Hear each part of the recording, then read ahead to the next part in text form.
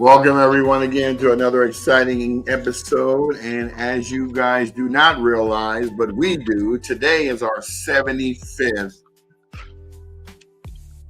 episode. And I forgot to put my head. That's 75. Good gosh, y'all.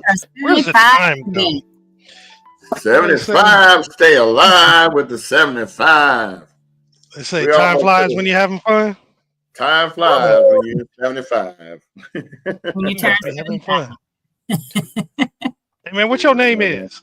14, 16, 17 more years before I'm 75. Shoot. Yeah.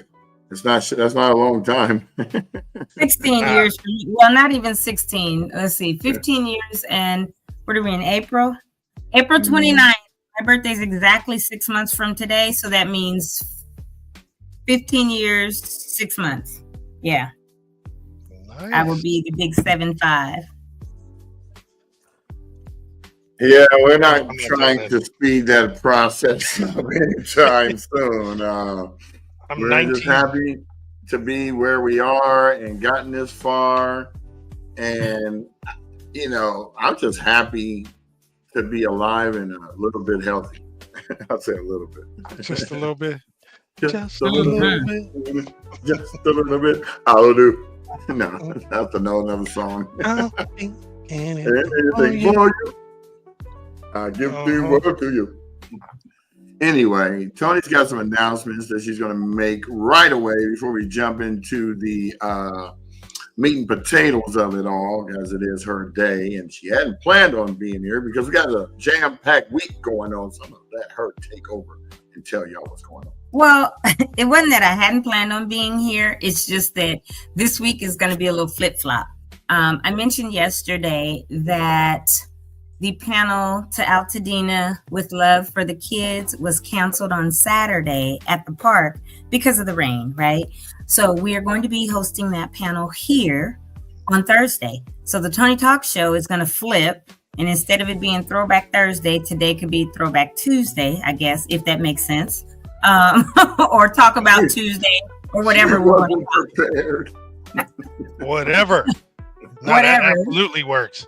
Yeah. And so what we're going to flip to Toni Talks on Thursday this week. And we will be bringing on the to Altadena with Love for the Kids. And that will have a special announcement and presentation to St. Mark's School, as well as the panel that talk about the impact on the fires and post-fire for the kids. I saw on one of the Facebook pages this morning, somebody said their kid had another nightmare, right? Because that's part of PTSD and how to deal with all that. And like they want to sue everybody, right? But it's just still so traumatic. And adults, because we're older, we've lived more, we've experienced more in life, are able to deal with trauma, I think a little bit more or a little bit easier than a child who has never really had to experience any form of trauma, whether they're 2 years old, 6 years old, or whatever. They go to school, they might have had a little bit of trauma because of some bullying or whatever. Not that that is to negate it, but on this scale of having a fire, having to evacuate, losing your home, maybe losing your school. So we really want to make sure that we're doing what we can for the children as well. And that's going to happen on Thursday this week. The only other thing, good morning, Marcus. Good to see you all here. And good morning. And then one thing that I forgot to mention yesterday that I thought is very important that I mentioned today is the MFAP. And specifically with Kaiser Permanente, MFAP is, or MFAP program, it stands for Medical Financial Aid Program. Kaiser Permanente, because everyone that has been somewhere, talk to FEMA, talk to Red Cross, talk to whomever, any governmental agency, and you've given your information, it's now in a database. And Kaiser Permanente has gotten some of that information if you are a Kaiser Permanente client. Meaning if you're a patient, you use Kaiser for medical, hospital, prescriptions, or anything, if you are a Kaiser patient, then you do not have to, between now and February 2026, you will not have to pay a copayment for any doctor's appointment visits. And you also will not have to pay for, good morning, Elaine, any prescription medications. When you go, if your doctor writes you a script and you go to pick it up at a Kaiser pharmacy, you will not have to pay that from now through February of 2026. If you go into their pharmacy, excuse you, Brian. No, I'm feeling a cold coming. Don't have to go to Kaiser. Right? Oh, dumb. Absolutely a dum-dum. If you're a Kaiser patient. Look, I'm trying to take advantage of all aspects of this fire. So you're just going to get sick to take advantage of it? Man, you got to do what you got to do in life to survive. So, again, it's the Medical Financial Aid Program. I don't know about all the other hospitals, if they're all doing the same thing, but I know specifically about Kaiser. I'm not a Kaiser patient. I use the VA, but my parents have been Kaiser forever since I was little. And so my mom had to take my dad Friday to get a prescription filled.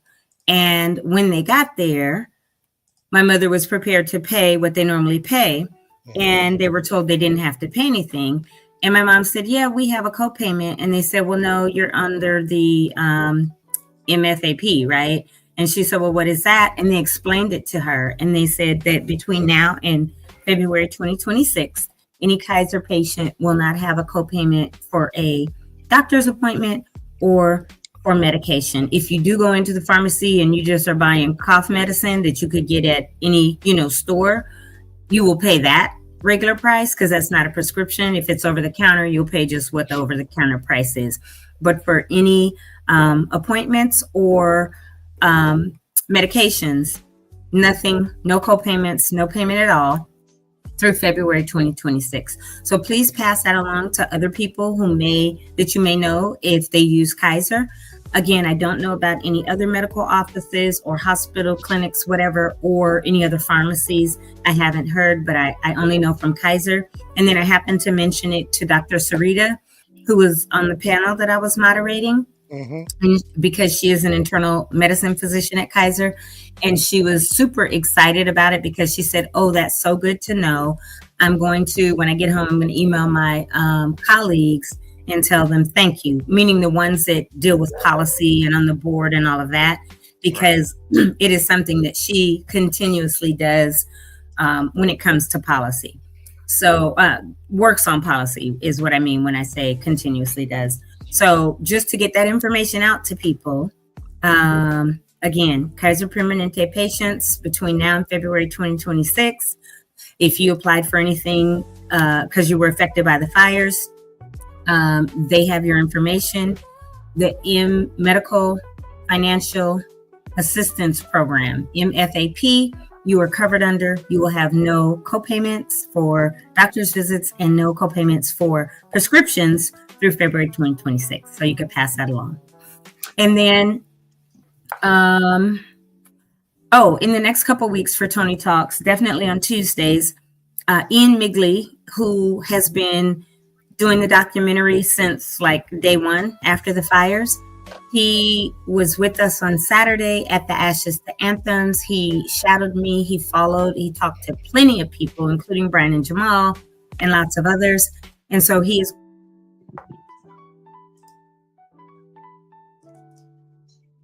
Uh-oh, she froze. She's saying a little prayer, that's all.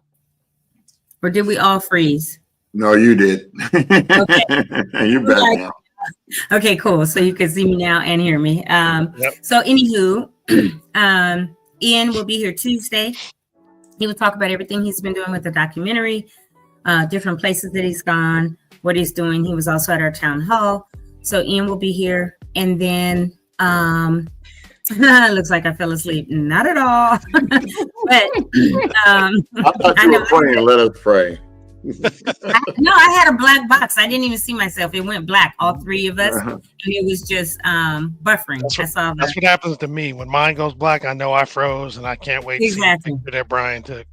Yeah. Right. I was like, can y'all hear me? Can y'all see me? Because I knew you couldn't. So anyway, so that Ian will be here. And then hopefully in 2 weeks, I got a call yesterday from Lisa Sorrell.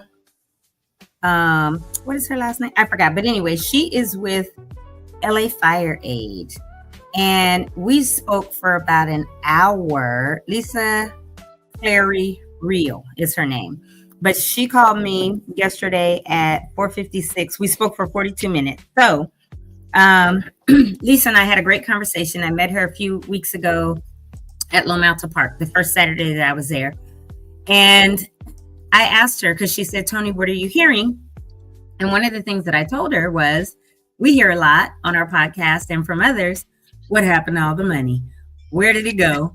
From the Fire Aid concert, from all the donations, where's the 600 million? Where's the money, right?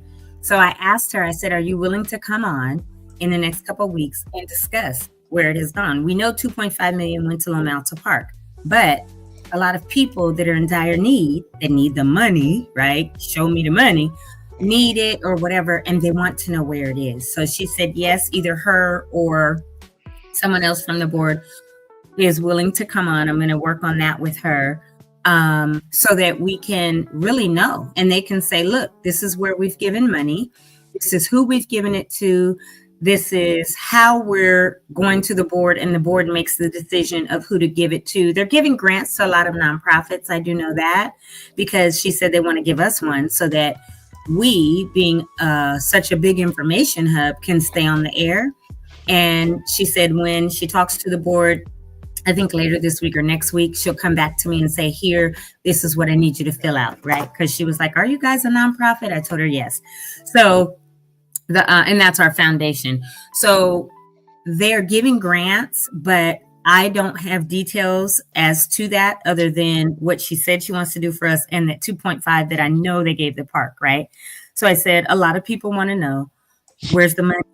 And would you be willing to come on? So she said yes. So I think that's going to be week after next. So Ian should be on Tuesday. She should be on, oh man, it's 10:30. I'm supposed to be at a meeting in South Pass at 11. That's why we thought you weren't going to be on. My whole day. I realized at 10:05, like, oh, I'm supposed to be on a podcast right now. I don't know what's happening with my brain today, you guys. So forgive me.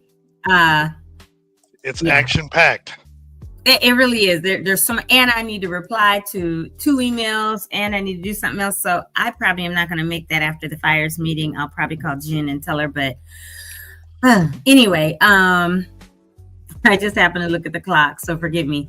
But I'm trying to have a lineup for the next month of people, including officials from the county. Although I just heard a lot of 55,000 county workers went on strike last night at 7 p.m.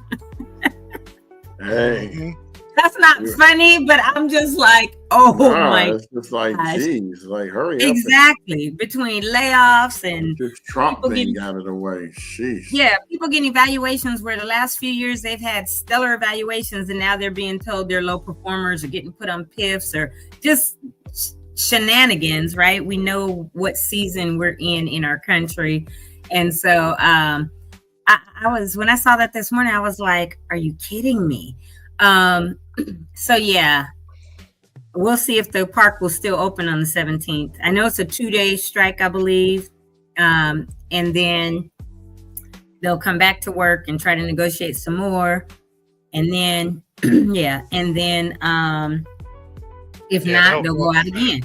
I know that's how nurses typically do. And it's supposed to be until Wednesday. Yes, it's a 2-day strike, today and tomorrow, or through today and tomorrow. So from 7 p.m. last night till tomorrow. So, anywho, they were saying the strike is going to affect the debris removal. I wonder how, because that's not the county. That's the prime contractor is ECC, and then all the subs are going around because they've gone and done what they needed to be hired on under the prime, under ECC. So I don't know how that strike would affect that, because even the people, when they were clearing my parents' lot, I talked to all of them. None of them are hired directly through the county. They're under ECC. ECC has already gotten the money to do the phase. So yeah, I'm not doubting you. I'm just saying I don't understand how, because when you get a government contract, they start you, and probably if they're doing it net 30, every 30 days, the contractor submits for the work so that, they're paid out by the county. So none of the people that I have talked to so far are employed by the county, meaning the ones on the site that were the contractors, including like the foreman or, the head person that was talking directly with ECC. They were hired by ECC. All the rest of them were subs. So I'm not sure how it would affect that, but, and I don't know if the news had all the details or what, but not sure how the county workers, those 55,000 that are covered under the SEIU union. Yeah, SEIU. Yeah, because the debris removal contractors are not covered under that. They are hired by ECC, which is the prime who won the contract from the county, and then they're all subs under that. So it would be interesting for us to look into that and find out how it would be affected. But I do know that they're not covered under that union. But anyway, but thank you for that, Marcus, that you heard that on the news. I hope that it does not, since they're not covered, and I hope that it doesn't stall it or anything like that. Even the money that's flowing goes directly to ECC and they pay the subs. So yeah, not sure how that would work. But this link that I put up is actually, if you go there, it's the page that I showed, but if you scroll down, it shows the different departments that will be or will not be affected. So it goes through the parks, for example, and it says the parks are still going to be open. So it's a whole list of things that you can actually look through to see if it's going to be affected or not. Yeah, I just have a feeling that the debris removal won't. But again, sure. It's SIEU, which is normally service industry or something like that is what SIEU stands for. So I would be surprised if it does. And I really hope, for the sake of everyone that needs their lot cleared still, that it does not affect that. Absolutely not. I hope so it's I really hope it doesn't as well. Let me see, is it on here? Agriculture, aging, disability, animal control, arts assessor, no impact. Auditor, controller, beaches and harbors, executive office, board of soups, child support services, child and family services, health services. There are some closures of the health centers in Bell, Lake LA, Little Rock, East LA Health Center, Curtis Tucker Health Center, Alvarado Health Center, and La Puente. And then it gives alternatives for where the patients can go instead. Nursing, urgent care, emergency room, HR, internal services, justice care support, no impact. LA County libraries, all of them will be closed at 6:45 yesterday, because the strike started at 7 p.m. So they may experience temporary closures due to service interruptions because of the strike. So if you want to go to the library, most likely it will not be open.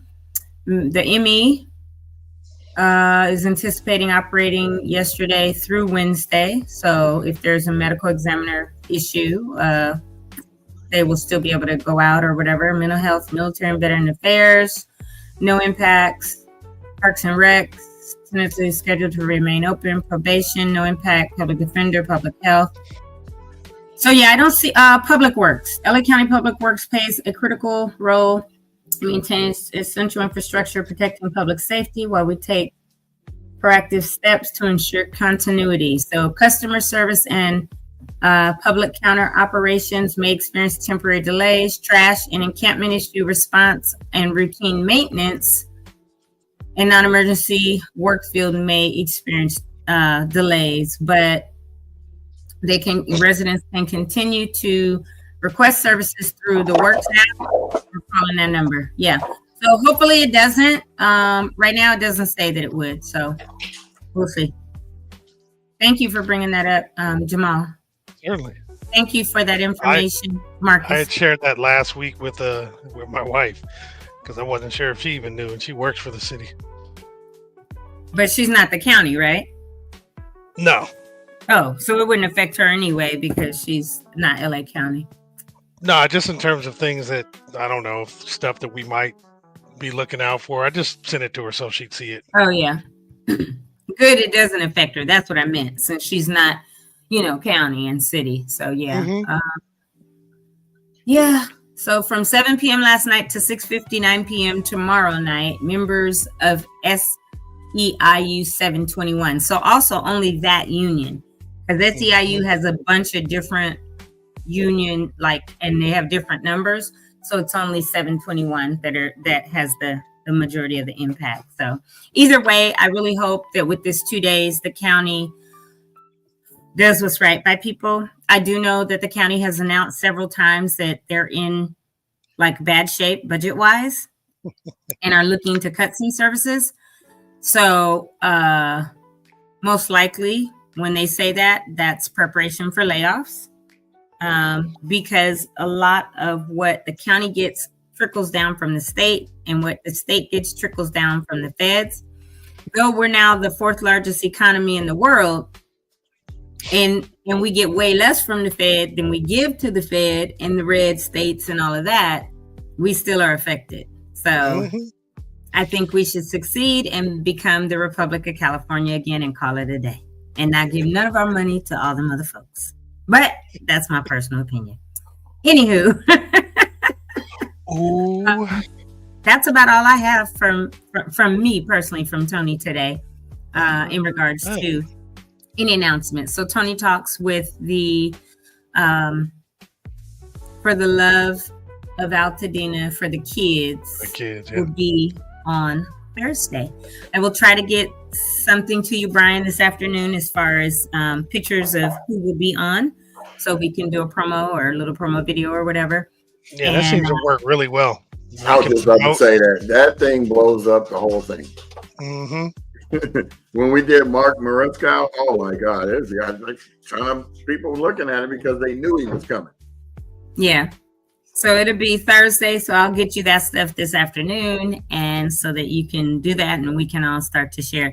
Elaine says she's actually starting to sway that way too, that we need to succeed. California state of America instead of United States. The Republic of California. That's what we were and need to go back to Union. Right. Yeah, all right. State first, city, state, then federal. It's all backwards now in terms of the order of power, so to speak. But anyway, right, exactly. Man, it's going to be a lot going on next week, and possibly later on this week. We appreciate you, Toni. I'm glad folks are, receiving. I just realized I have another meeting at 11 o'clock. Not the one in South Pass, but another one. You're gonna have two Zooms going. You're gonna be like, I'm gonna be doing nothing. I'm gonna be right here at my computer. So you have a block right here, like, hold on, blah blah blah blah, and blah blah blah blah. You gotta remember which one you put mute on. You know what I'm saying? And I told that lady. Yeah, I just read because my calendar just popped up. I'm like, how do I have two scheduled at the same time? So yeah, anywho, that's that Saturday busy. Oh yeah, just book me for Tuesday. We got because it's already ingrained in your head. Tuesday's the show. Let's just do it Tuesday. Right. Yeah. So, but that's that recovery workshop. But it's the managing finances. But Victory's already doing all that. So, and they record it. So I may not even go on that one. But anyway, Elaine, yeah, we were the Republic of California. We should be able to go back to it. But they'd fight us tooth and nail to succeed. And no, we're the 4th largest in the world now. What do we surpass Japan now, right? As of last week. So I don't know with the tariffs. Might bring us right back down. No. Nah. Everybody's suing over those. But yeah, we're the as of last week, it was announced we're the 4th largest. California is the 4th largest economy in the world, surpassing Japan. They're now 5th. That's a whole entire country. So we should be able to succeed and become the Republic of California and just do our own thing. somebody sent me a picture. I gotta remember where it's at. Of they're trying to order something from Temu, and it only costs $40, but with the tariffs, it was an $80 tariff put on the product. Jeez. Well, did you see Amazon? And I haven't been on Amazon, but Amazon apparently decided that they're going to list the normal price and then what something costs with the tariff. And so now the White House has said, as of today, that it's a hostile act if they list that. I'm like, oh no, come on. That's called transparency. Transparency, yeah. Everything and everybody. Amazon is their own business, and they need to list that because Amazon this would could have show put somebody else in the White House. He got more money. Right, they put him in there. Exactly. They paid to put that fool in. So guess what? But the thing is, and he literally, I guess, came out Sunday or something and said, "I control the United States and the world," or "I rule the United States and the world." Wow. I'm like, Lord, as he got all the billionaires standing behind him, going, "No, you don't." Right, because they could take him down. They could really take him down. Easy. Called smear campaigns. Hello, they just release some truth. Withdraw funds and take them down. No, just release the truth. Yeah, exactly. I'm just like, I can't. Y'all are. Anywho, that's that. But that's crazy. Woosa, because I don't want to get started on all that foolishness. But anyway, well, we need one of them months. It's called "Come On Here and Vent." How do you feel? I know, right? Right. We have to remain unbiased, but you, the audience, can please come share whatever y'all want. Well, to that point, we were talking about, we mentioned it before, but the three of us were talking about it before the show. We really want to encourage you guys to kind of pop on in and share your point of views. Tell us about any topics you want to talk about, or even just come on and share what you want to talk about. It's a conversation we'd love to have with you guys. Not just every now and then, but more frequently if you'd like. So we invite you now. If you have something you want to say, let us know. We'll pop you the link. You can come on and do like Marcus does and join the conversation, and the other folks that have come on, and come on. We'd love to hear from you. Yeah. Elaine, Marcus, whomever. Marcus always comes on, so he ain't got no problem with coming on. It's Elaine who we need to come on. She got a wealth of knowledge that be trying to hide in it. This is her at the park. Oh, hey. Oh, yeah, Corey, they've been saying you also going to be, we got one more month before you're supposed to be out here in California. So June 4th come and you ain't here. The whole show is going to be about you. Not being here. Not being here. So Corey, if you got something to say, we'll shoot you the link. You can be on in seconds. What's right. the dealio? Literally. Like you can come on right now and put that globe, that space background that you be having on the on the Zoom meetings. And you can, she's always like this on her thing. She's way down in the back over here. What you want to put out there, Elaine? Oh, Elaine, don't say here's something I want to put out here. Yeah, shoot us your inbox, whatever. Yeah, we're about to shoot you the link. We're about to shoot you the link. Morning, Shawnee. Right. Tired of this. You're tired of you people being passive and not coming on, knowing that y'all have something to say. This is why it's called AltadenaTalks, not Altadena Listens. So, with that said, you got Elaine's information. Shoot her the I'm about to do it right now. Shit, I think I'm playing. Challenge. Man, you coming on. We're gonna put your hair in a bun. Put that shawl on that your mama gave you from 27 years ago. Put your glasses on. It's time to party. This nut said, put your hair in a bun. Y'all know how y'all be. Y'all be like, I'm not coming on unless I got my shawl on and my mama's funky press, dressed to impress, ready to party. Ready to party. Because y'all see, I be coming in here some mornings looking like I rolled out of bed, although I did not. But I be like, hey, that's what we're gonna put up there. The Absent Corey show. You just talk and don't say anything. I mean, you talk, but no. We're gonna call it Faceless Video. Oh shoot! I didn't change my password and don't remember it. Lord, what is it? Just put 1111. No, I'm just playing. No. What's that got to do with it? I'll send Elaine. I'll send you the link on Messenger. All you gotta do is just click on. You can be on YouTube all you want. Just click on the link from Messenger.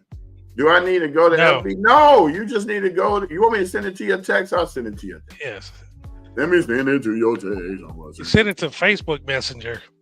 I did do that, but she didn't want to be on Facebook. Anyway, doesn't matter. She can come. I mean, it's just It's I have hundreds of complex passwords, and I happened to forget that one for a second, but I remember. And you remember all your passwords, or do you use a manager? I used a manager before, but I remember them, or I keep them somewhere that I'll go, oh, okay, yeah, that's it. Nice. And then in this system, I also have the OTP that has to pop in to me. So, you know. I hate those. I do too, because every time. That's how StreamYard does that. You can't have a password. They send you a link. The OTP, yeah. I have right now, this is like my 5th one in the last minute, but whatever. Oh, no. They're going to be like blocked. Right. You know, we're going to have to do our podcast from like one of the restaurants when they open it back up, like Little Red Hen. We'll just take over the back corner and get our grub on while we waiting on people to pop in. Tell us about what your experience was. No. So we're going to be chatting and smacking and chatting. Smacking and chatting. That doesn't sound good. The food. I didn't say nothing. I just said that look, though. That look. Little Red Hen. She stopped doing what she was doing. She went. No, I didn't. I kept typing. I was just like, this is G-rated. What's wrong with you? All right, Elaine, I just sent it to your text. Also, people, when we send this link, no, I didn't. I will right now. Don't share it with people, because if we see some foreign entity popping in here, we will ban you. So, I mean, I don't mind. You know what I'm saying? All right. So you got 3 passwords. What they 111122222333? So while we were at the event on Saturday, Marcus, he was in the booth. We were all chatting it up, and one of the things he had brought up was the fact that roly-polies, or the pill bugs, were could actually be used to help remove the lead. Well, hell, from your soil. Welcome to the show. Hey, Elaine. Okay, we're gonna put the spotlight on you. Right? Okay, you gotta mute. You gotta mute your YouTube. Yeah, you need to You need to stop the video you're watching. You gotta mute the YouTube. Yeah, there we go. We can hear it. But so before we get to you though, Elaine, let me finish telling this what Marcus was saying. So if you do use roly-polies, they'll help get rid of the lead in your soil. So I'm actually he sent me this article, and we were both kind of like, really? Is that for real? And then he sent this article. Study finds roly-polies remove heavy metals from soil and protect groundwater as well. So if you got some craziness going on, or you're not sure, just get a big box of roly-polies and throw them on your soil, and who knows how long it'll take. So you do the roly-poly and you turn yourself around. That's what the soil's all about. You get your fresh soil in. It's real. That soil out. You get your fresh soil in, and you turn it all about. I'm retarded. Just know that, okay? Just know that. Oh, we do. Indubitably. But thank you, Marcus. That's a cool, cheap way to help get your soil tight. All right, let's see. Tight. Lane. All right, your team real estate. Lane, you're on the spotlight now, Lane. So come on now with your high pro glow. Is she over there glowing? Like got a little sun in her face and everything. Trying to pull my hair back. I told you to put it in a bun and stop playing. I almost did. I got mine in a bun. Come on. Me too. So, See? So here's a question. For people like renters that want to come back to Altadena,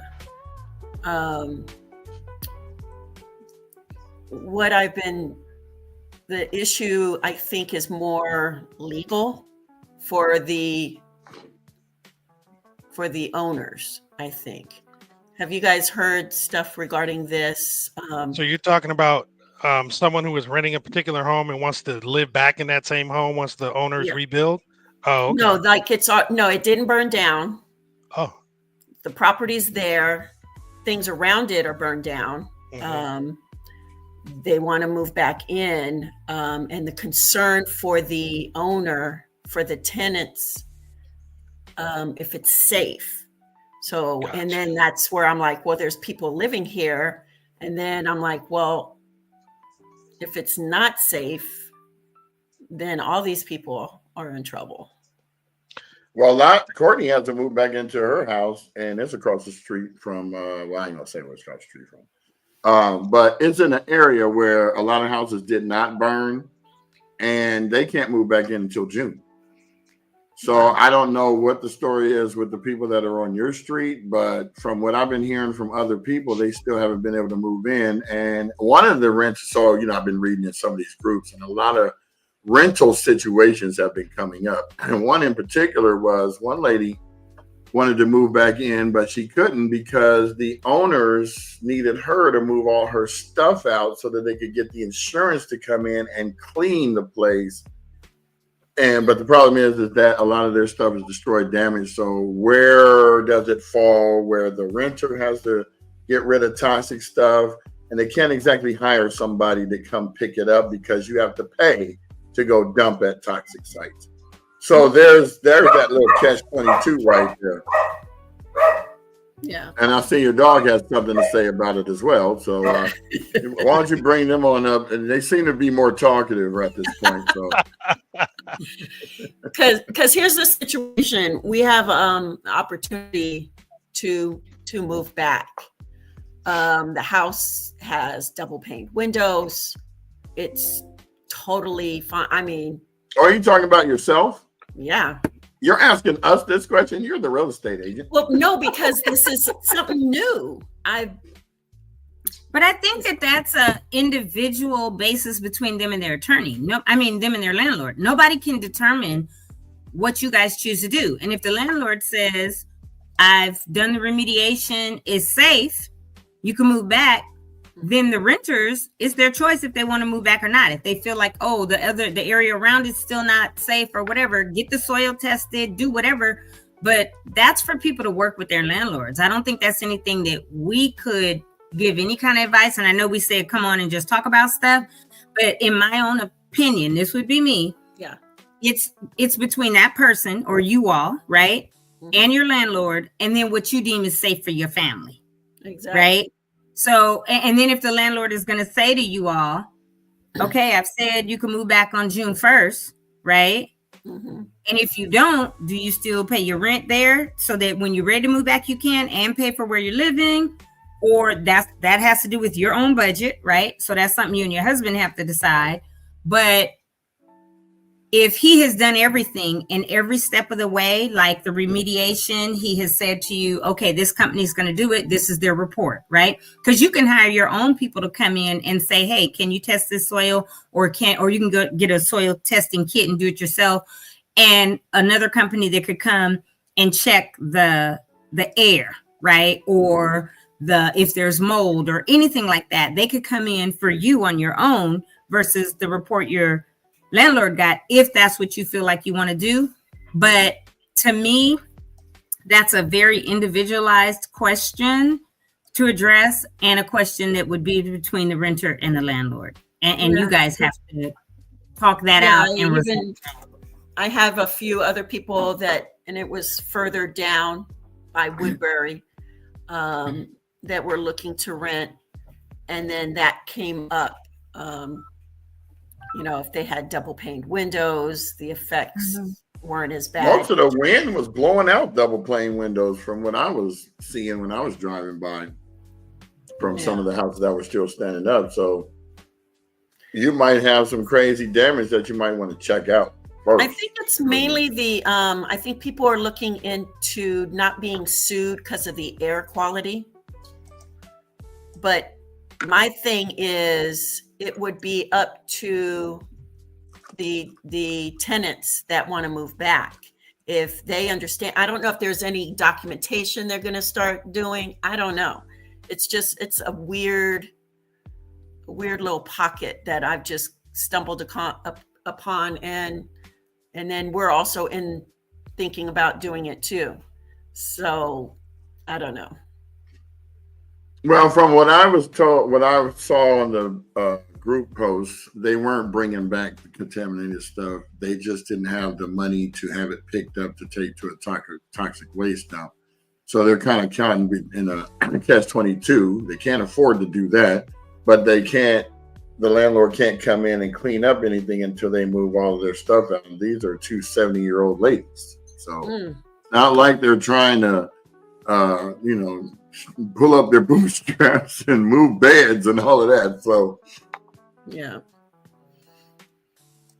So that's that dilemma. And then I did listen in last night to some attorneys that are like, there's so many, and trying to get them to pinpoint, which they can't. How many years? If somebody says they want to go ahead and be part of the lawsuit, how many years? If Lahaina was 3 years, and that was a much smaller situation, what makes them think that it's going to be quicker? Well, every lawsuit is different. I feel that, if you got in ahead of the game, those people have already filed. I would suggest finding somebody that or get a good reference, because everyone's entitled to a settlement, but I don't know how it works. I just signed up with a law firm 2 weeks ago. They're also going to handle my FEMA appeal as well. So that's the reason why I went with them.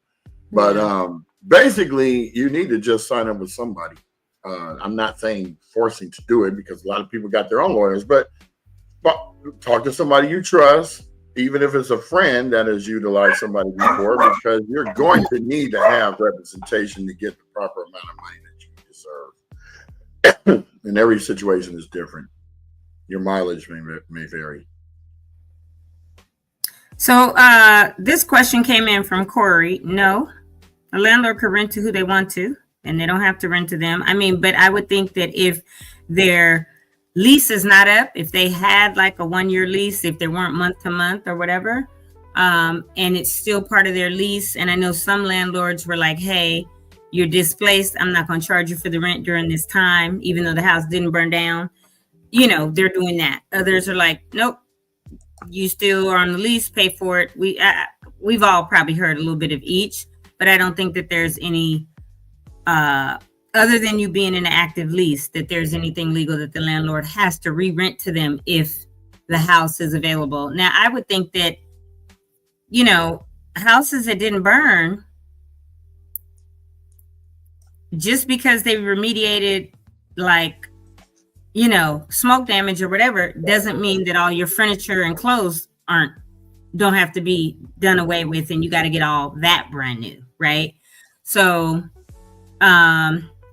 that would be something that I guess if the landlord did something with FEMA and they chose to give the renters money, to replace their stuff, that would, depending on what your relationship is with your landlord. But yeah, they don't have to.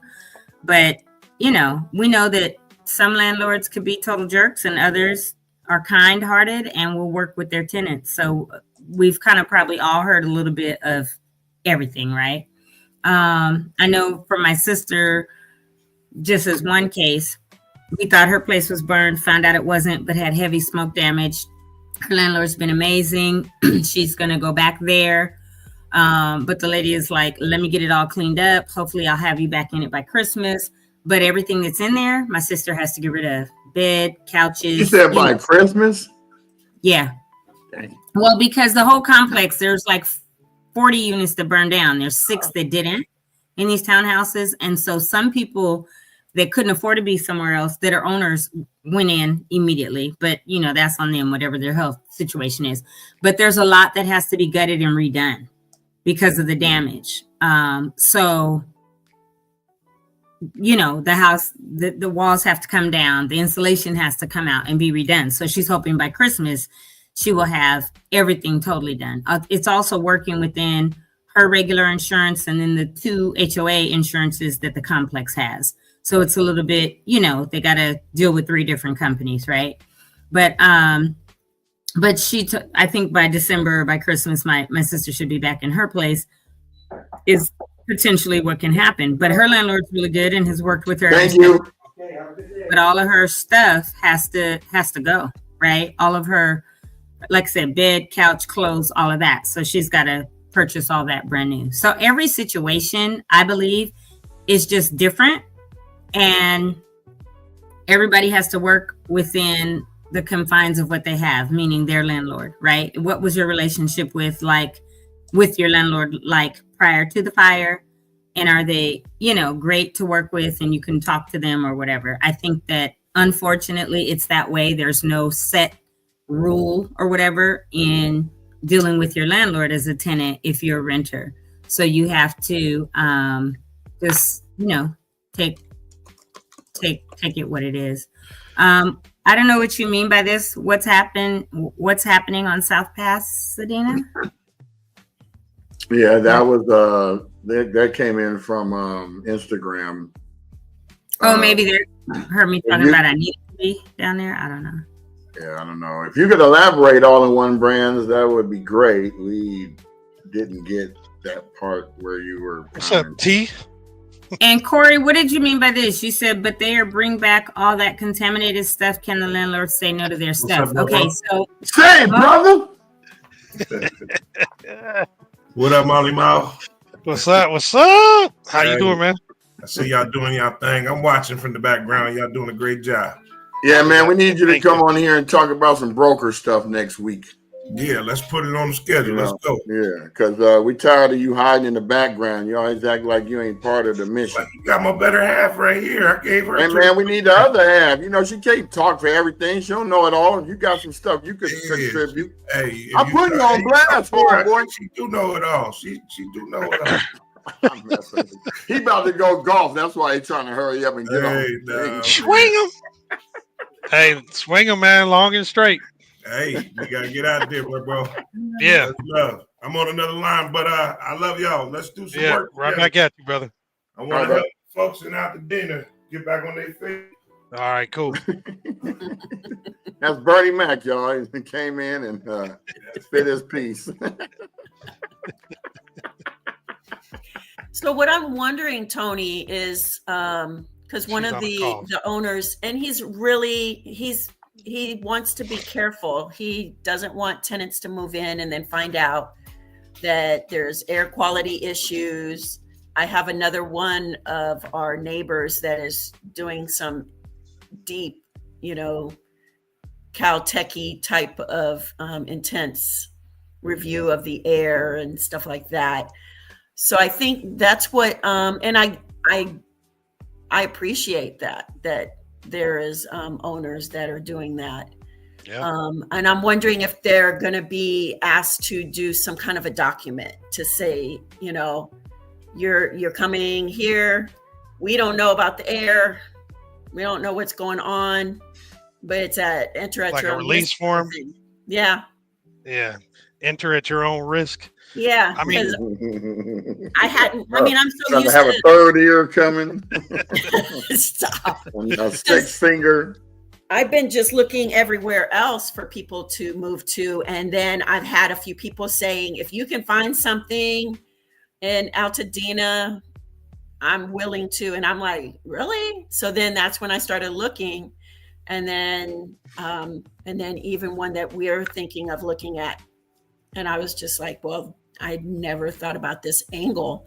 And so I didn't know if any of you guys had, come across it. And, as a realtor, I'm like, I don't, other than some kind of a release form, not holding them, holding them, was it? Liable, but like a harmless something. Oh yeah. A whole harmless kind of thing. Yeah. Yeah, so they probably will do that, but you would think common sense wise, right, that an owner would, hey, do all the tests you want so you can find out how dirty your place is. But the next step, once you identify that, any levels of contamination, you clean it up. whether you're moving back in, whether you're gonna have a tenant move back in. So I know that's a big assumption, and common sense isn't really all that common, unfortunately. But maybe that's something that folks should almost demand, right? Well, maybe and it's one of those things you should look into. So here was the other thing. I went to another little event. What was it, at the California Pizza Kitchen? Probably about 3 weeks ago now. Mm-hmm. And one of the people that was there said they noticed so many trucks going up and down Marengo. And they have to, because they're getting rid of debris. Yeah. And so what she was stating is how the toxic stuff is coming off of the tires, off of the thing. She was noticing that I think they're supposed to have some kind of a sign thing, something that tells them that they're removing toxic debris or something, some kind of on the truck. Everybody should know at this point for the next 2 years that these trucks are going to be going up and down the street. Now, I'm sorry if you live in Pasadena and you feel that the debris cleaning from Altadena is going to affect your way of life. Well, guess what? Join the club is affecting everyone's way of life. Those streets will be repaired. Hold on, Brian. So the thing with that is, and you're right, but it already affected their way of life, because in the testing that they've already done, a mile downwind, Pasadena is worse than what Altadena is right now. Exactly. So if you're concerned that the trucks are bringing it, no, you need to get your soil and everything, your air tested, because it's already downwind. Because what blew downwind from the fires, you've had the contamination for over 100 days already, right? So it's all up in the trees and everything. And it's so bad they're stopping baseball games at Muir and a bunch of other locations. Right, because of the toxic level. Parks, yeah. Not letting kids that schools didn't burn down go outside and play in the yards because it's toxic. So everybody has been exposed to the toxicity at some level and at some point since January 7th. Mm-hmm. As far as the trucks, and I don't know if you've been to any of the lots, Elaine, or not. I watched. By the time they were doing my parents, I didn't even have a mask on, and I was walking in flip-flops on the yard and all this. That's just me, right? I was. One day I had boots, one day I had sneakers, a couple days, and one Sunday after church, I always keep like flip-flops in my car. So I went up on the neighbor's lot and I was in my flip-flops. I also pray, and I'm like, Lord, let not this stuff damage me, right? Or come back later, right? But that's on me. Mm-hmm. If I have something that comes down later because I was up there without a mask or flip-flops on, that's on me. I can't blame nobody else. But the fact is, everybody's been exposed, whether you have a mask on or not. If you go up to Altadena today, it don't smell like no fire happened. Compared to 3 months ago, 2 months ago, 6 weeks ago, you had to still have a mask because it stunk like crazy. Now the air is very clear. It smells almost, what, Brian, you don't think it's very clear? No, I'm looking at this comment. Corey said you see trucks with building materials. I mean, they're not building materials. They have toxic. It's not building materials, right? But they're covered too. You can't see what's in there. They're all covered. I've seen every time I come out there, I see them. So every single truck, when it leaves with debris that is from the fire, they literally, there's a process. They put one before the truck backs up onto the lot. They put one, it's a big sheet, black or whatever, almost like a tarp, right? They got a little roller thing on the thing. That goes on the top. On the bottom, they put it on the bottom of the truck bed, and it's fully covered by this tarp. And then they put everything in the truck, and then two of them hold these poles, and they put the top cover from the back all the way to the top, and it's secured all the way from front of the truck to the back of the truck in the middle, so the debris and dust is not flying out. And I watched at least 10, 15 trucks because it took them 5 days at my parents' house.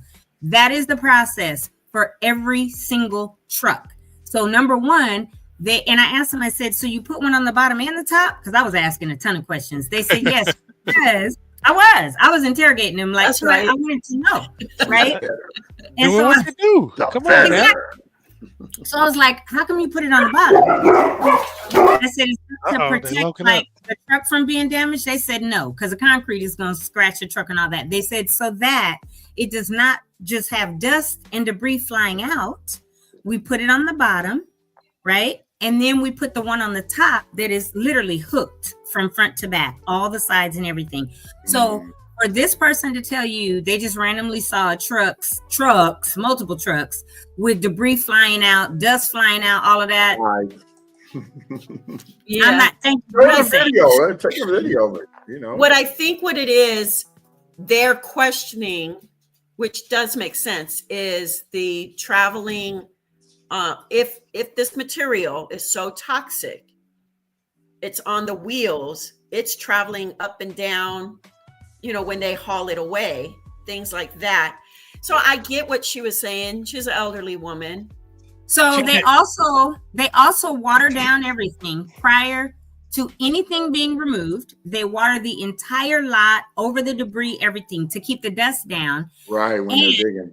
And on my parents' driveway, they were hosing down the driveway, which was asphalt. And so they would back up the driveway. Of course, that's anything. But I've driven up there, maybe 100 times. I don't know. Almost every other day, whatever. Probably maybe 3-month period. I can see, yeah. And if that's the case, if I've driven up there 40, 50 times and I got toxic stuff on my tires, and I come, we all do. You can't get away from it 100%. There's no way to get away from it.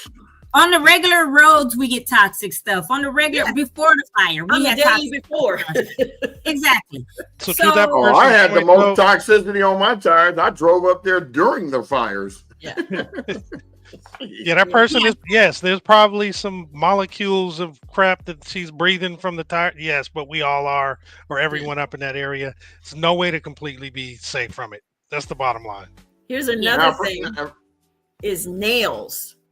So people in our neighborhood have changed multiple tires, like not just a couple, like a lot. Like then tell them stop going. Because yes, nails are up there. They don't want them everywhere. I got brand new tires. Let me roll over them nails. Yep, they said they're everywhere. So I don't know how they're going to be able to. They see her car coming and they just stick up, huh? Yeah. You're talking to just want to have something to complain about, but all of that is expected after what has happened, right? Mm-hmm. And yes, there are a zillion nails. Because all these houses that burned down, the walls had nails in them. Yeah. And so now the nails are there because there's no more wood, there's no more walls. So the nails are sticking up everywhere. Mm-hmm. So that's kind of that. What did you say, Jamal? Common sense, but not everybody has it. Oh, common sense is not that common. Not that common, right? Yeah. But yes, there's nails everywhere. So if they don't want to have to change tires, maybe they don't want to go up there right now. No. Yeah. To Tony's point, consider what has transpired a few months ago and what's happening right now. So yeah, it's inevitable that kind of thing is going to happen. Yeah. Nails, dust. I mean, come on. And whatever else is going to come up. Has your tires been suffering something from the fire? Well, call us. We're doing a litigation on nails sticking up when you drive by. When you drive in the area. And let me tell you, every single time I would go up there, I'd come home and I'd be looking at my tires because I don't want to have to replace one of these. Oh, yeah, because she got them walls that look like this. So, yeah, I can feel you on that. I got them 22s. And, baby, when I tell you I do not want to have to even think about replacing one, but Elaine, I can't tell you the number of times I've been up there, including a little bit up the driveway. Yeah, we're going to roll it over the little green thing that blocks the mud from going into the sewer. So, we was U-hauling. So I'm thankful that I didn't have any tires pop, but yes, there are nails everywhere, mainly on the lots, not so much in the streets, but there are stuff. There's broken glass in the street. There's, different stuff. So the fact is you're in a post-fire zone that has all of this stuff, debris, all kinds of stuff, because the debris got on the streets before these trucks even started. Yeah. Oh, no doubt. Right. And so people have to use that common sense part of their brain and say, this is the risk that I take if I go in the area. I could have a pop tire. I could breathe in something that's not the best for my lungs. I could, all of these things are there. And so I get it. People are not happy, but these are the things that are there and we know they're there. And so whether you're 10 years old or 100 years old, these are the things that are in the area. They should treat and consider Altadena, the entire of Altadena, to be a construction zone and act accordingly. Well, it is. Yeah. I mean, that's my point. The person that this is happening to is literally weekly. So I feel them. And they've done 7 tires. Well, are they new or is she getting retreads? No. And that they're like not wanting to, like a couple times she'll have them, fix it, but then it's worse. Well, and this is somebody that doesn't maybe really. You should have somebody that has a truck to take her. I think she has a Tesla. You know what? Stop. Whole other conversation. Thank you. Right. We're going to skip right over that. Maybe she should have somebody with a truck with big old Why tires. is she so nosy going up there anyway to get 7 tires? In Cheney Trail, so she got to go through it all. She's still okay. So maybe she should get the street sweeper to go in front of her, and she's just on the way up or something. We don't have the solution. She's like her house is not burned down, so she's like, you know what? This is the right most, especially in traffic on the 110. A lot on any freeway in California, anywhere. But thank you, Lawrence, for saying that, because that is exactly what we were trying to get to. I mean, shit, even in your house. I mean, you're breathing into there. We can't get away from it. Now, there's internal toxins that people releasing in your house. You breathing those in. Thank you. I appreciate. I mean, you got stuff coming out your eyes, your nose, ears, dandruff. Nice. Skin cells. No, I'm really trying to.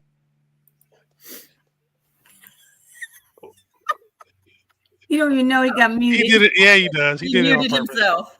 He did I it mute myself. I don't mute myself. I did that purposely. He was you did it. I know he did. I know He you did. did. That's the power of the thumb. Yeah, because I'm blah blah blah blah blah blah blah blah blah. No, go ahead. You were talking about internal, and it's true. It's so true. No, but I'm serious. Like if you turn the fan on in your house right now, stuff that you didn't think was dusty, all of a sudden all this dust comes because everybody can't get every piece of dust. Right now, you're gonna go up there on the little seals up there. I'll be walking around with the white finger test, like this didn't get the white glove. Yeah, the white glove. Yeah, not the white. My finger is kind of white, but. But I'm just saying, people be complaining about stuff that nobody has control over. You need to talk to God about that. God, why are you creating all this stuff? I can't breathe. Look, she just got to think about it realistically. There's not much that can be done. You should have her come on the show so we could. There we go. Our guest has come and gone. Floated. No, and we're not trying to be harsh, but we're just trying. No, not really. Yeah. We're just trying to be realistic. We're keeping it real, And keeping it real goes wrong. I'm killing everybody. It's dusty everywhere. This is it. I can't wait till December when those winds come and everybody was claiming about we should clean the Christmas tree lane. The trees are suffering from soot. The trees been here longer than you. They've seemed to have survived somehow. And when the trees got dandruff, here come the hair dryers called Santa Ana winds. Blow all that tree dandruff out of here. Yeah, I hate when all that yellow pollen comes off them pine trees. Yellow green, yeah. Oof. It's coming on ours now. Already?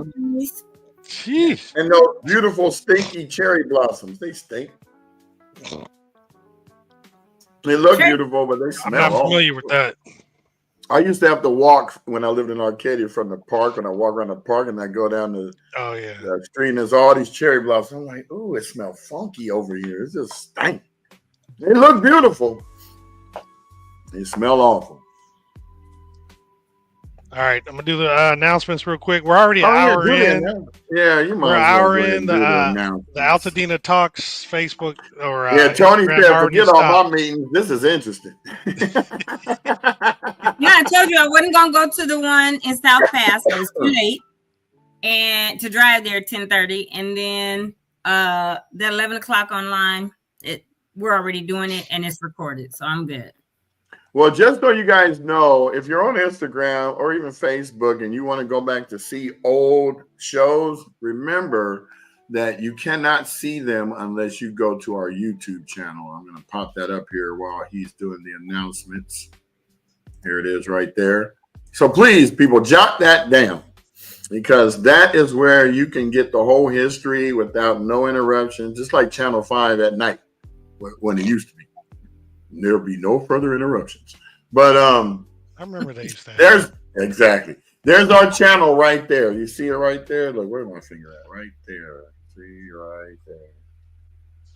Okay, now go ahead. Doinky doinky. You have the floor. You have the calm number one.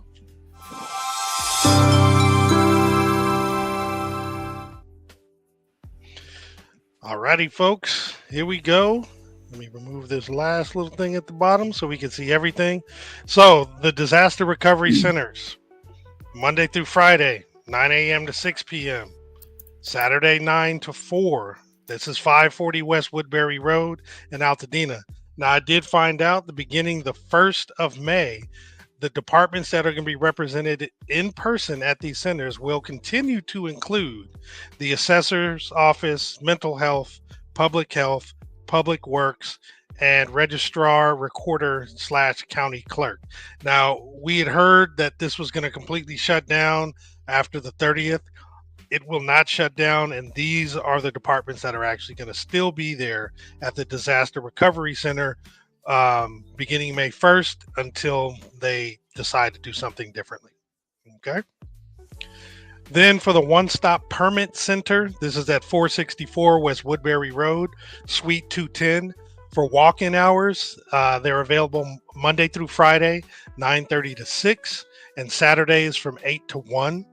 And if you want to have an appointment, you can actually have those Mondays, Wednesdays, and Fridays from 8:30 to 12:30, as well as Saturdays from 8 to 12.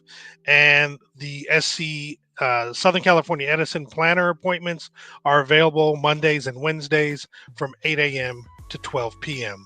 And what I'll do is I'll add the way that you schedule those appointments. It was on one of those slides I had in the past, but I'll have to add that next. Now, SB 293, this is the that Senate bill put on by Senator Sasha Renee Perez, the Generational Homeownership Protection Act.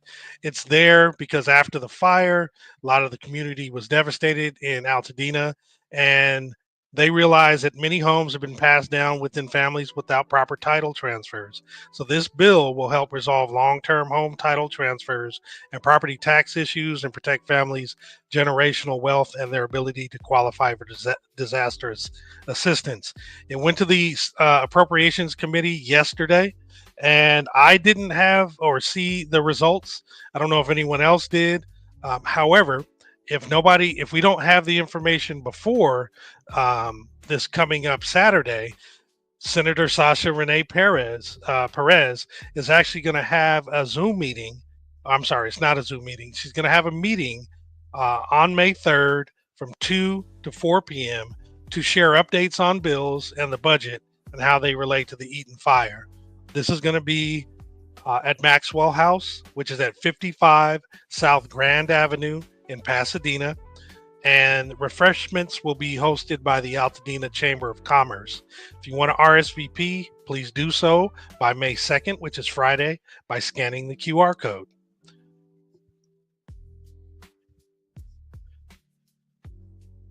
The Altadena Community Preservation Fund has is providing Altadena homeowners age 65 and older with bridge assistance to support immediate and midterm needs.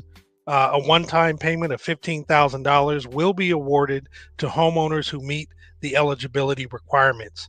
The applications are currently open, and To be eligible, you have to have experienced a total loss during the Eaton fire. You must live within the respective census tracts. You can actually go to AltadenaCouncil.org to learn which census tract you're in. You must be 65 or older, and you must be uninsured or underinsured, including those in the California FAIR Plan. Now, to apply, you can either scan the code or you can go to forwardplatform.com/Altadena-community-preservation-fund. And if you have questions, you can email questions to forwardplatform.zendesk.com or call 855-582-3973. The folks at the Pasadena Church still have Dina Relief Drive. It's at the main hub, which is at 425 Sierra Madre Villa Avenue in Pasadena. This is every Saturday from 11 a.m. to 4 p.m. And if you're willing to volunteer, please scan the QR code. All assistance is welcome. There's a senior luncheon provided by First AME Church every Wednesday from 12 p.m. to 3 p.m., where in addition to lunch, there'll be games, fellowship opportunities, and much more. This will be again at First AME Church at 1700 North Raymond Avenue in Pasadena. And to RSVP, you would send an email to msz_strong@yahoo.com or call 626-673-2200. Also, the folks from Neighborhood Servants are, in addition to the luncheon, they're providing something for Pasadena seniors. Now, prom season is upon us, and they've got you covered. They're thrilled to support you with free hairstyling, and it does include barbers too, and makeup services to get you prom ready in style. Here's how to book the appointment. Step 1, either scan the QR code or go to neighborhoodservants.com. Step 2, tap students use this link. Step 3, choose either book hairstylist or book makeup. Step 4 is pick a date and time that matches with your school's prom. Step 5 is creating an account. The booking site handles everything for you and your artist at that point. And then the last step is to just show up and let them take care of the rest. This is a great service. Hope the kids take advantage of this. Now, on today at 6 p.m., there is a free webinar on navigating grief and loss after the fires. It's put on by Extreme Weather Survivors. It says join fire survivors and community health experts for a conversation and Q&A on coping, trauma, and grief. You can RSVP by going to tr.ee/mh-April29. And on the screen to the right, there are some of the individuals who will be participating in the talks.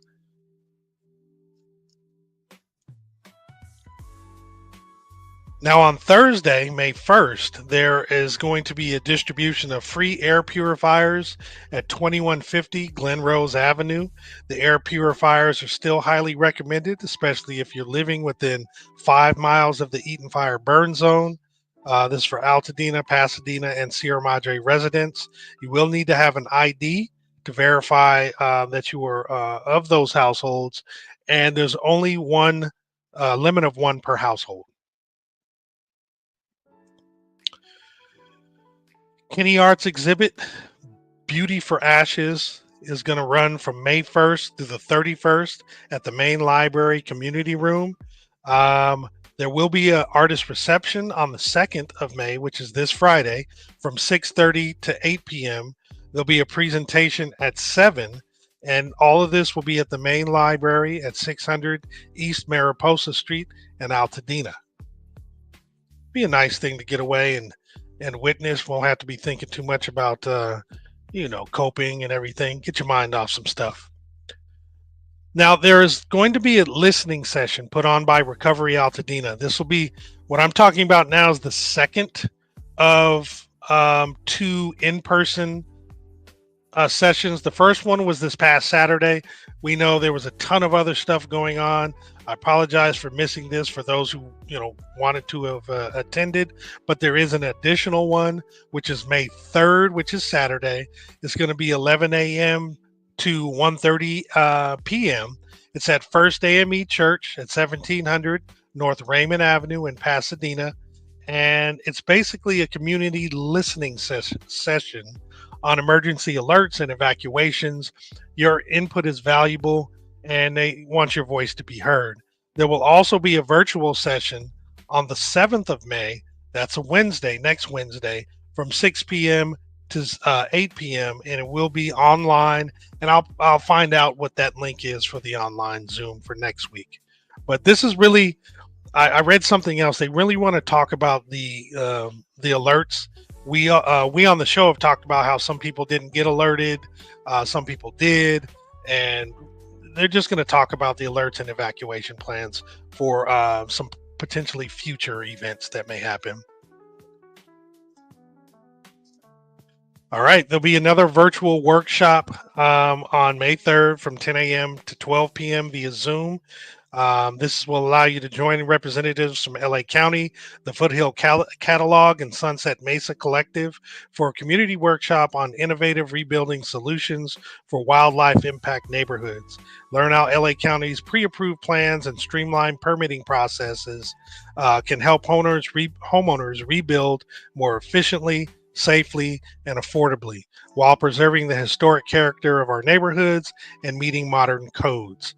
You can register by scanning the QR code or go to lacounty.pw/rebuilding-homeowners-workshop.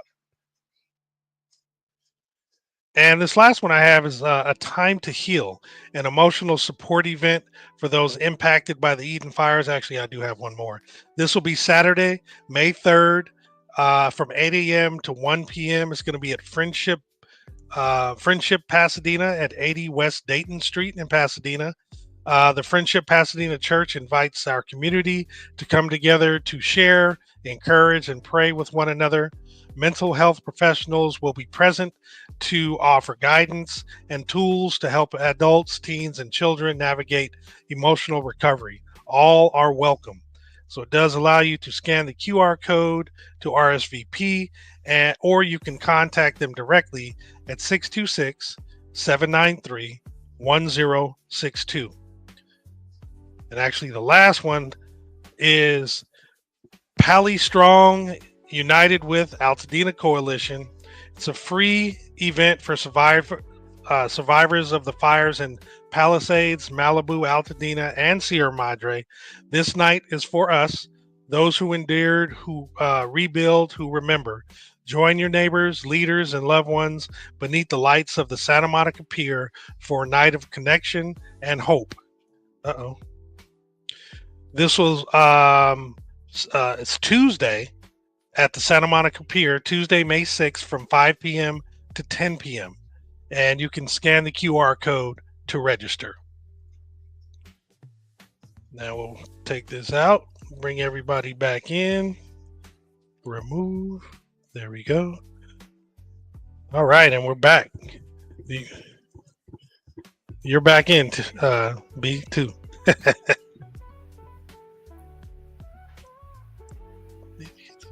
Coffee and chat from the Altadena chat. Oh yeah. Okay, sorry, I was reading a statement a quote in the private chat, and I'll get that one for you guys definitely. It'll take a minute. Why are we all so quiet? I thought you were getting ready to say some more stuff. You said that'll take. It's going to take a minute for me to find the one that you sent. I may put it in tomorrow. Yeah, the business coffee and chat. It's really good on Fridays. And they even let people moderate that want to. Really? Yeah. Oh, so we do that on Friday morning, 9:30 to 10 before the meeting. So it's pretty good. There's just so much stuff It going is on. I know this coffee weekend chat. was crazy. Oh, this past weekend was ridiculous. Even with the rain, everybody had a lot to do. They Yeah. had a ton to do. Yeah. And they showed up, though. That's the beautiful thing. We talked about it yesterday, how, people came and enjoyed themselves no matter what. And the rain actually just, it was a cleansing event. It made it clean for everybody to come on through and have a good time. And there you go.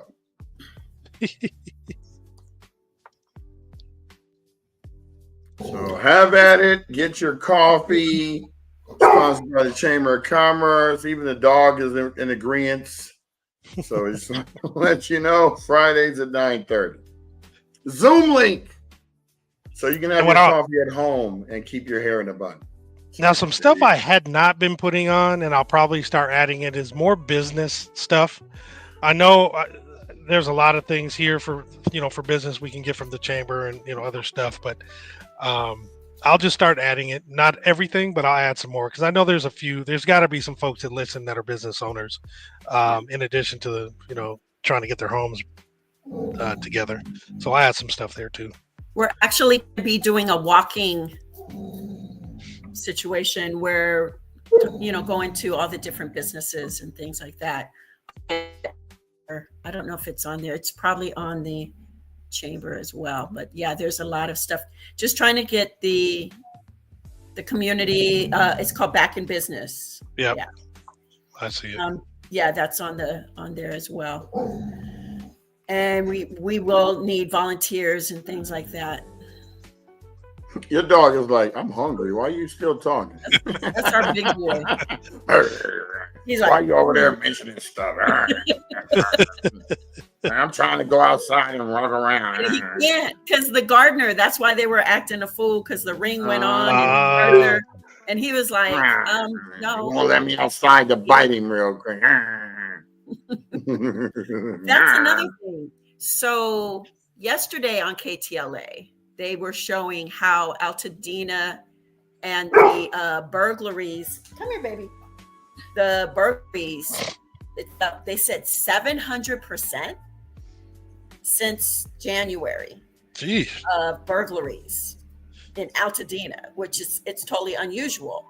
And then it was on MSNBC today. That's I've had crazy. 3 people call me about their sisters and brothers' houses been broken into multiple times. Like they don't just do it once. And here's the thing: you file a police report, but there's not enough police to respond to these things and actual crimes that are happening in progress. So, yeah. Hopefully, your insurance can cover those types of losses. I would say put a remote camera on a tree somewhere so that you can at least capture these people because they believe that they're getting away with it. And it's usually the same people that have been doing it. Yeah. So when they do get busted, they're getting some gear. Yeah. And they will be busted. Trust me. Yes, Shani, that was your sister. Next door is the king of people reporting animal sightings and burglaries. So if you want to find out more, you can go there as well. Where was that? Yes, it's next door. Next door. Oh, yeah. I used to call it animals next door because that's all we used to see. It's just, there's a coyote in my backyard. Oh, look at the lovely bear. I wonder Between next door and ring, it's like, do y'all not have a life? Can you get one, please? Somebody stole my packages at 3 a.m. Why are they still out there? Why are they still there? Right. Like, come on, people. Hey, to the point we were talking about with burglaries and stuff, I wonder if it would make sense to have someone like Mark come on. Not Mark. Yeah. No, Tim Marks. I'm sorry. Tim to come on and kind of talk about security. Now, maybe not his company per se, but just talk about maybe tips that people may be able to implement to make their place a little safer or, just something to protect them a little bit or to even consider. Right. And Tim's been dying to come on and talk about it anyway, ever since we met with him 2 months ago. Because when we did meet, he was talking about stuff that individuals could do just to make their area safer, not necessarily hiring somebody to have a patrol, but I think that would be really good because I'm sure there are things people haven't considered that he might be able to shed some light on. So a lot of neighbors are neighborhoods or blocks are doing neighborhood watch, literally, like sitting in their car for hours and able to report on people that shouldn't be there, able to take pictures, able to take, license plates and things like that. Mm-hmm. But and I know one on Palm somewhere. I don't know exactly where this man is or was, but he's living down in Laguna right now. He's displaced to Laguna and he drives up every morning and sits all day. And has been since the very beginning when all the was there, right? Yeah. But he said he's got to protect his neighborhood. And I know neighbors bring him like food and make sure he has water and different stuff like that. But nice. Different neighborhoods have started to make sure they have their own neighborhood watch. And I know in my sister's, where that complex was and all the ones that are burned down, the 6 that are still standing, one next to her had the door kicked in and people rummaged through. And so they all got cameras, whether they're Ring or whatever, but then there was no internet. So AT&T took a couple of weeks to bring internet to those so that they could have their cameras work. And so she would go and sit for a few hours and they do shifts, right, with people. So that's always a, possibility too. People can get with their neighbors and do neighborhood watch and do shifts because the sheriff's department has said we don't have the manpower to guard every single area, and National Guard is not here. Is National Guard still at Palisades? Because I knew they were at least up to a couple weeks ago. National Guard ain't coming back to Altadena. Whether or not Palisades has them or not, still, I don't know. But Palisades is a little different than Altadena. You can get in and out of Altadena numerous ways. Multiple ways, yeah. Pali, you can't. And so Pali, where they have them, it's been like this one in, one out way or whatever. And so I know a few weeks ago too, maybe a month ago, because who went up there? Joel Bryant said he went and he couldn't get in as a contractor. You have to, and this was based on a client sending him to the address and they wouldn't let him in. So the residents can get in and out with their IDs, but I think it's just, the National Guard was here for those 2 weeks because that was disaster coverage. But now people would have to either do neighborhood watch yourself or hire private security around their places to sit and, be there around the clock and watch. Jeez. Yeah. So, but this is new to Altadena, but it's not new to what happens at natural disasters. This happens after all of them: hurricanes, tornadoes, fires, whatever. This happens. I hate to know the process now. You know what I mean? I mean, it's good to know, but I hate to understand it the way we had to come about understanding it. Yeah.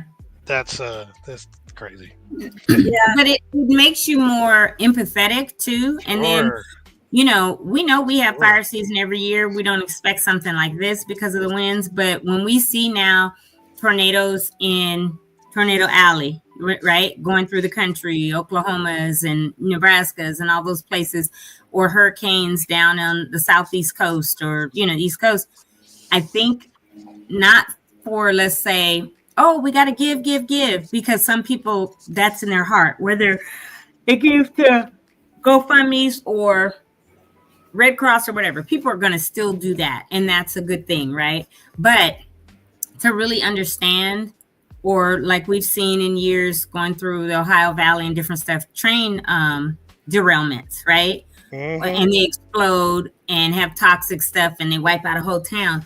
For me, this is like, oh, wow, now I can understand what these places have gone through and the long-term recovery. That's why you have National VOAD and After the Fires and all these orgs that know how long it's going to take, that know what the process is, that know how and what you should do. And there is a framework, because this ain't going to be the last natural disaster, right? And may not be even for our area.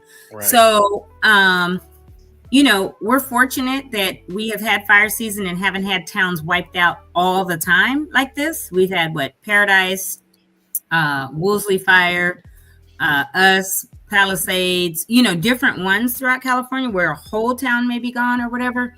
But on the average, that doesn't sweep through our state annually, where we know Tornado Alley, these people might live in basements underneath or have them and know about the sirens that will warn them, but their whole town every year could be wiped out, you know, or in the next town or whatever. And then what it takes to build back. And the same with hurricanes. And we see, you know, long after, a year or two after, that some places still aren't back and people are still rebuilding. So now we have had the opportunity to experience it. And in my opinion, for me personally, it's made me a lot more empathetic, because when you see something on another side of the country or something, you go, oh, that sucks, and you give right away.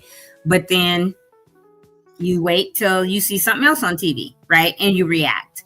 And so now this makes it where I feel a little more deeply, my empathy is a little deeper for those that are going through it, that have gone through it, that are continuing to try to rebuild, you know. And when you talk about 18 to 2 years later, and you know, the majority of the town or half of the town is still not built back, you can understand why. Where before you'd be like, dang, 2 years and they didn't build their house back or whatever. And not saying that people think that, but that could be very much like, dang, it's been 5 years and the whole town is still gone. Well, now we get it. Yeah, now I can understand, because there is a process to it all that has to happen. So, yeah, I think if for nothing else, we're a little bit more empathetic now. There you go. Whew. All right. I was looking at this article from CBS about Catherine Barger, I still don't know how to say her name, said that Barger, that the lady, what's her name? Stuber, Margot Stuber, took her 56 days to get her permit. I'm like, when did she file for it? I mean, because you couldn't really file for permits 56 days ago, could you? Yeah, you could file for them. You could have filed for them right away. I know people that filed for them 2 weeks after the fire. Oh, okay. I didn't know that was a process. The permitting office the permitting office for LA County never closed down. You could have filed the very next day if you had plans, or your previous. And she had a John's Cottage over there on Terrace or somewhere over there, but she had a John's Cottage. And there are literally people in the Altadena Facebook group today mad about her plans. And they're like, well, that's not a historic. I don't like that house. She want to make sure her house don't burn down ever again. Right. But the fact that people in Altadena, like Shauna thinks she is Miss Altadena and can say everything to everybody about everything. And I told somebody earlier today, Shauna's not the authority, because she's telling people, don't try to sue SoCal Gas. Don't try to sue the county. Just only sue Edison. Are you out your mind? Shut it. Everybody's to blame. Exactly. So I put on this morning, I was like, Shauna is not the authority. That is simply her opinion, because that's all it is. And granted, she might be the moderator of the page, but it don't make Shauna Miss Altadena, because I don't even know how long Shauna been in Altadena, right? But it ain't 50 plus years. So stop it. So the fact is, like, people are like, oh, well, Shauna Beer said this. So what? So who is Shauna? She lives there. That's it. Like everybody else. She is not the authority for Altadena. She is not the president or the CEO of Altadena. Those are her opinions, because she keeps saying it's time for us to be incorporated and become part of Pasadena or whatever. Shut up, Shauna. No, we're not doing that. We want to stay unincorporated like we've always been. If you want to incorporate, move to Pasadena or somewhere that's incorporated. Sierra Madre or somewhere else locally. But you don't get to determine what everybody in Altadena decides to do, because you are a resident as well. That's it.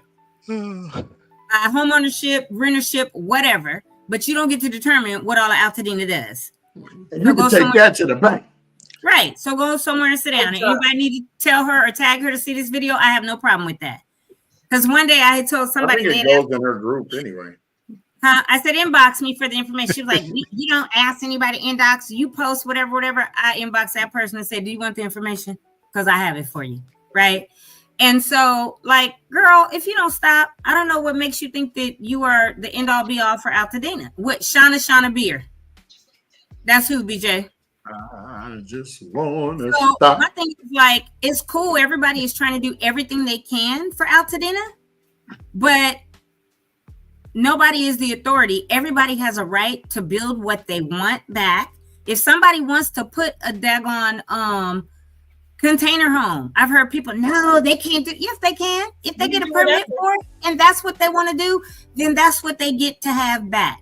Because people are like, we don't want it looking all modern. We want it to look. No, you want your house to look the way you wanted it to look. If somebody else chooses what they want their house to look like and it's modern or a container home or whatever else, that's their business. You don't have nothing to say about it.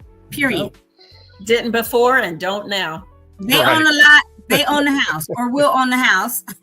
You could like it or not, but that's their business, not yours. So drink your water, mind your business, and go sit down somewhere. Is how I personally feel about it, right? So that's the thing, like, stop trying to mandate and tell everybody what they have to do to rebuild in Altadena.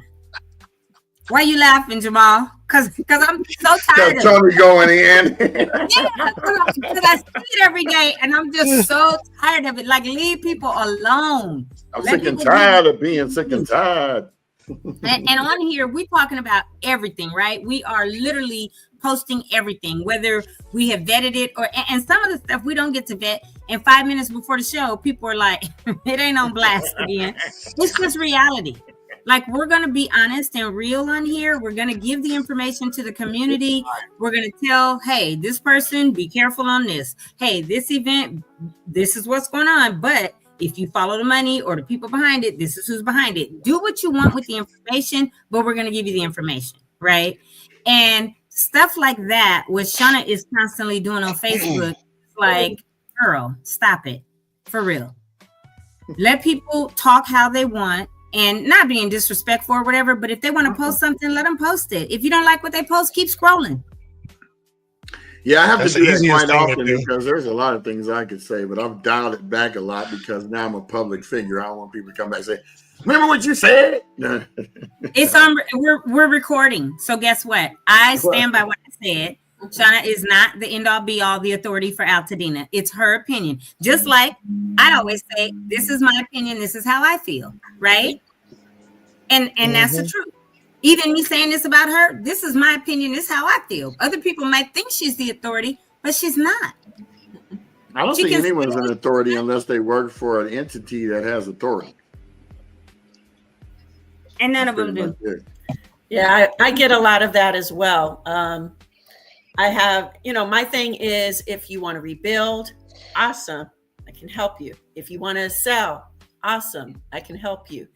I don't like, and there's certain persons, and we won't call them Karens, but Karen's that wanna trying to tell mandate. people what they should and shouldn't. I mean, you can have your opinion, you can make a suggestion, but if somebody is in their 80s and they are like, I don't want to build. Right. I'm not trying. It's too, in fact, I had people and they were in their 60s that came to the workshop that we did at the church that walked away and said, I will not be rebuilding. I see the process. I am not up for it. And that is, I respect Even him. your dog agrees. Yep. I know. He said, "You." So he's Yep. wanting to garden. That's what he wants to do. That's daily, BJ. She causing havoc daily on the Facebook page that she thinks she's the owner of because she's a moderator. But yeah, Shauna be doing way too much. But you're right. And that's what I keep telling people. I don't know your situation. So my job is to be kind and show you grace. If you choose to sell your lot, that's not my business. If you're in your 80s or 90s and you say, I got insurance and I'm building back, then guess what? I'm going to rally around you. And if I need to say, hey, we need 50 people on that lot this week to help the framers frame, right?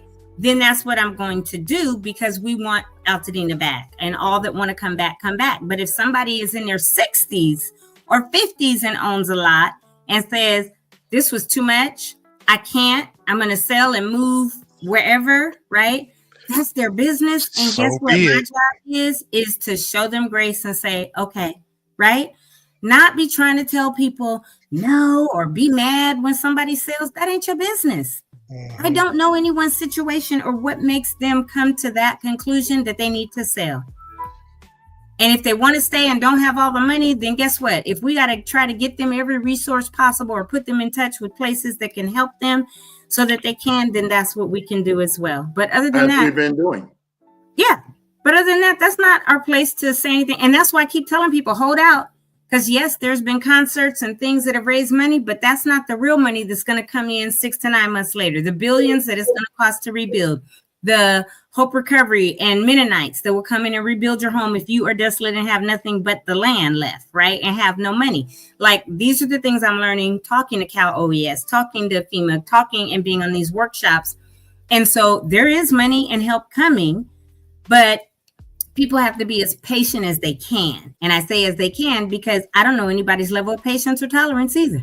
Yeah. And it ain't my place to say after 6 months when you've been burned down and displaced, oh, well, right? Wait another 6 months. They don't want to see a mountain.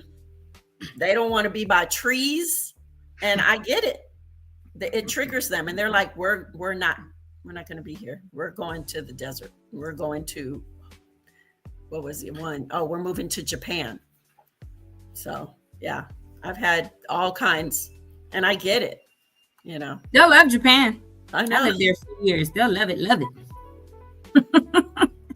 But anywho, I digress. Pretty drastic to be moving. The fire's burning. I'm moving to Japan. It's dope in Japan though. But I mean, you know, they might have family over there or who knows what. But either way, they could have been wanting to do it, you know, for a long time, and this is that catalyst to make them do it. Yep, and the money. Let me sell my lot and go move over there or wherever, right? There is that too. Way, we just gotta let people do what they choose to do because that's their business, not ours. But the fact, yes, BJ, you're right. She's caused a lot of havoc. She's telling people, oh, don't do this. Oh, you can't do this. Oh, you can't. How about you mind your business on your lot, Shauna, and figure it out for you and let everybody else get all the resources or the information they need from whatever source, whether it's through us, through the county or whomever, and then make their own decision. You should not be trying to tell anybody. But even the information she gave this morning that I read, the lady said she contacted some attorneys and figured out a way to sue LA County. But LA County has qualified immunity from certain things like, you know, people keep saying, oh, they didn't respond, the fire didn't respond, or we had dead hydrants. And I have talked to a couple of attorneys, not for me to go try to sue, but I was at a dinner table with John King and not you, BJ. John Harris, John Harris next to me and Carl Douglas across from me. And they're both attorneys, been in the game 30, 40 or whatever. But they were like, yeah, people think that they can sue the county because of what happened out here with dead hydrants, no water, this and that. And they can't. It falls under that immunity statute. So even the young lady that put that on Facebook, she said, oh, I Googled and found a way that I could sue the county for their negligence, their non-responsiveness, all this.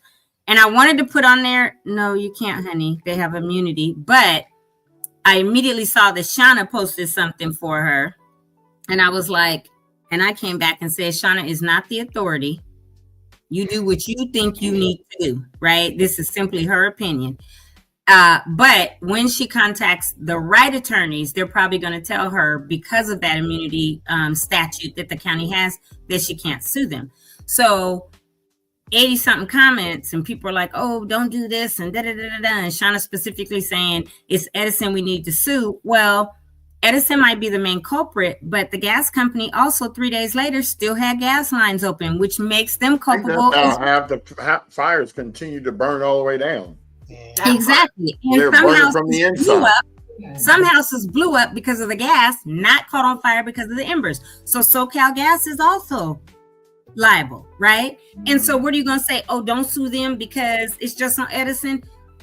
Like, goodness. See, we're going to be pulling all the gas out. It could be a possibility they don't even give you gas back. It'd be all electric.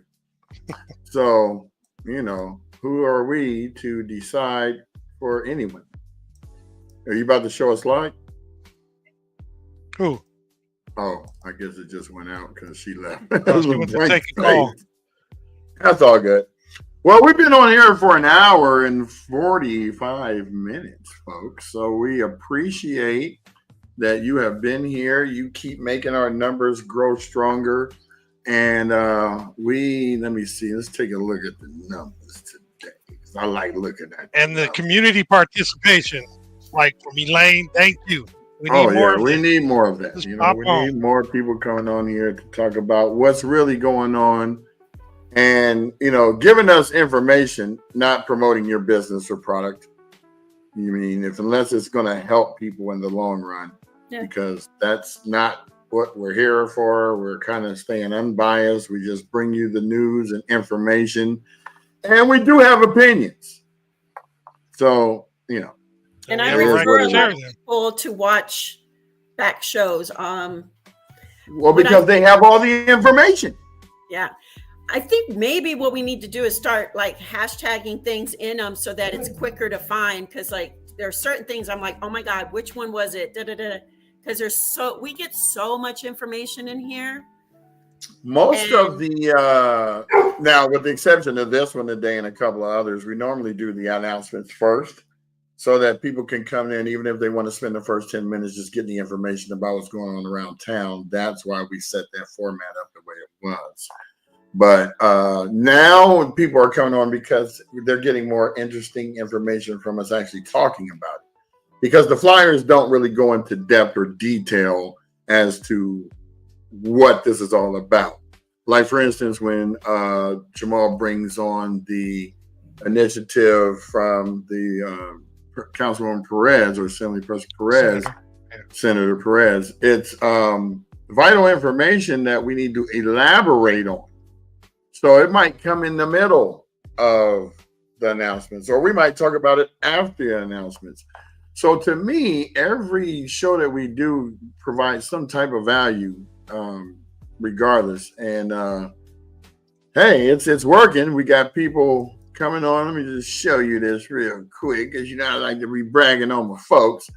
But as of the last 28 days, we have almost 43,000 views, 22,000 reach, and we've been averaging nice numbers.